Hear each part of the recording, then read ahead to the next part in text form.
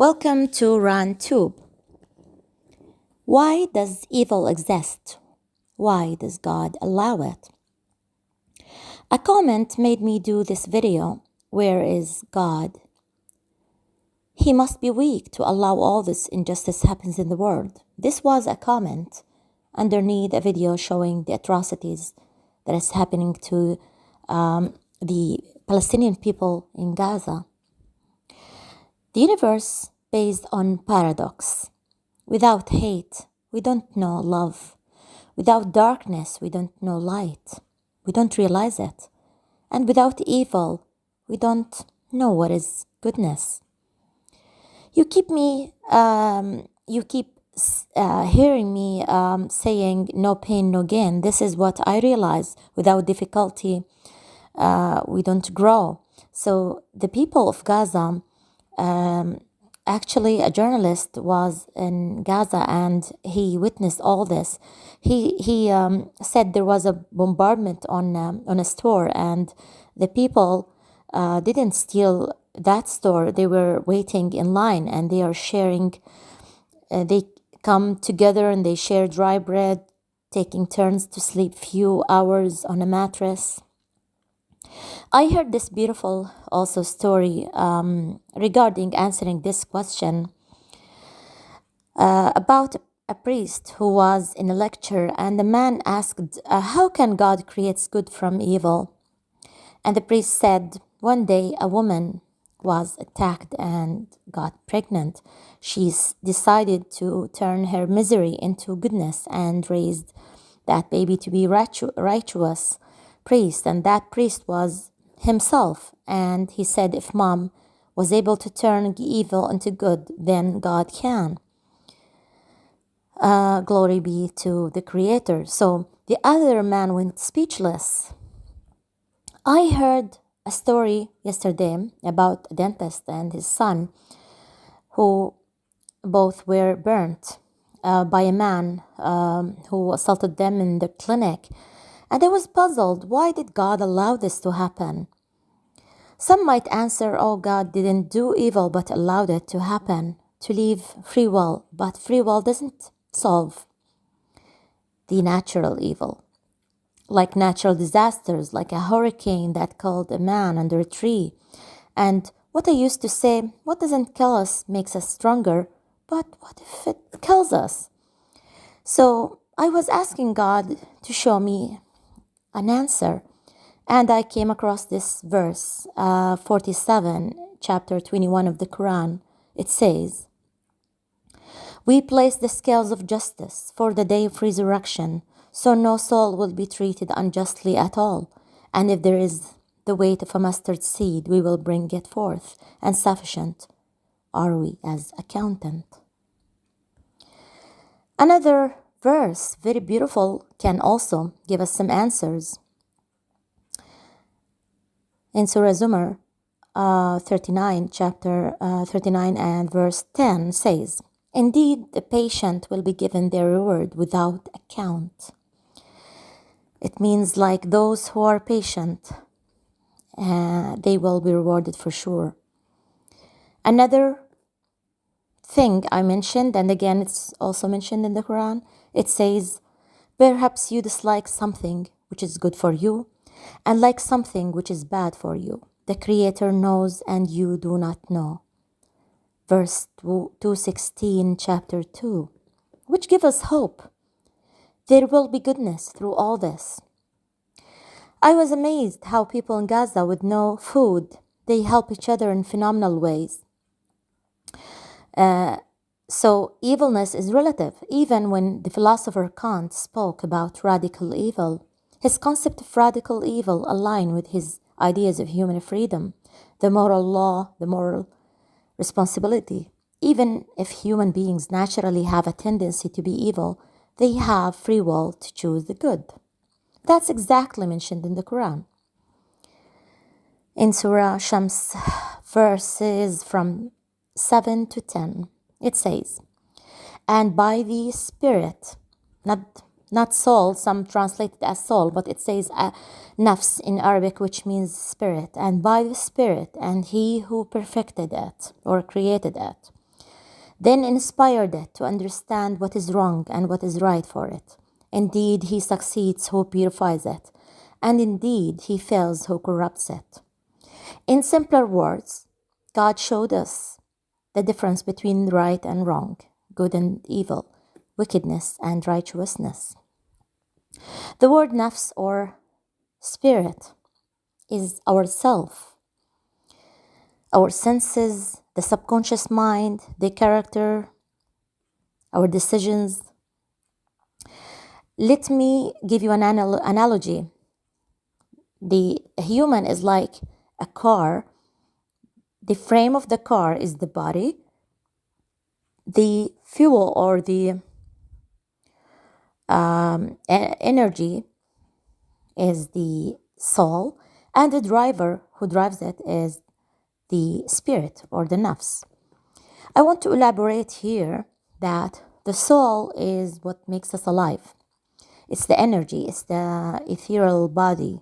It's like a mirage. The spirit is the human nature. That's why the spirit can tell us to do bad thing, incited us to do bad. And people's spirits are different. Our subconscious is different. Our attitude is different. So, and we can control it. It's like, again, in another analogy, the mobile or the cell phone. The Wi-Fi is the soul. The SIM card is the data that has, the apps and everything is the spirit or the nafs. Also, another difference between the spirit and the soul is the spirit or the nafs dies while the soul is eternal. That's why in the Quran it says, every spirit shall taste death. It's like the hardware.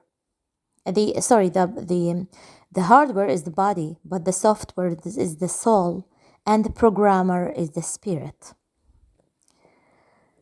It's, again, the spirit is yourself, and the connection between the spirit and the body is the soul. We have to take care of our spirit, which is our feelings. And the more I read also here an amazing thing in the Quran. It says, when the Lord drew forth from the children of Adam, from their loins, their descendants, and made them testify concerning themselves, saying, am I not your Lord, who cherishes and sustains you? They said, yeah, we do testify. This last ye should say on the day of judgment. Of this we were never mindful or oblivious.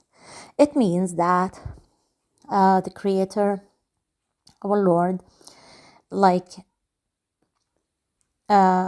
before we were here, we witnessed that there is a Creator, but in the day of judgment, we will be like oblivious, not remembering this, and God will remind us of that. And another amazing thing in the Quran, it says that God put a death to this spirit in two cases while sleeping and during death. So another thing, from my opinion, is the more we connect this spirit to the source, to the energy of God, the more we are aligned and can choose the good thing. While the more we were away from this source, it loses balance. Just like you take care of the body by food and exercise, and take care of your mind by reading, development, communication, and by taking care of your heart by do good deeds and stay away from heart diseases like the jealousy,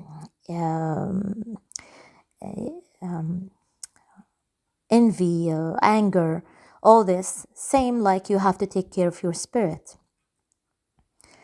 Again, to summarize, we have the body, which dies. We have the spirit, which is responsible for all our decisions, feelings, and it dies as well and accountable. The soul, which is the secret of being a human being, which makes us alive. So this spirit, back to our original question, which go in the direction of good or bad. And there is the devil. We have free will. The spirit has a free will to choose good or bad, right or wrong, believe or not. But the devil here comes from this, along with the spirit to tempt this spirit. So the more the human have weak faith, the more it's easier for the devil to tempt to the wrong path, and vice versa. The more this human have stronger faith, the more can overcome the effects of the devil. That's also mentioned in the Quran. It says, the devil says, I will tempt them all except your servants who are loyal. I was thinking after I saw the innocent Palestinians in Gaza, the civilians, 2 million living on the streets between rubble, more than 8,000 killed in 2 weeks, most of them children, no water, no food, no internet, no electricity, no medicine. Then I read people comment. I realized how that is test to humanity.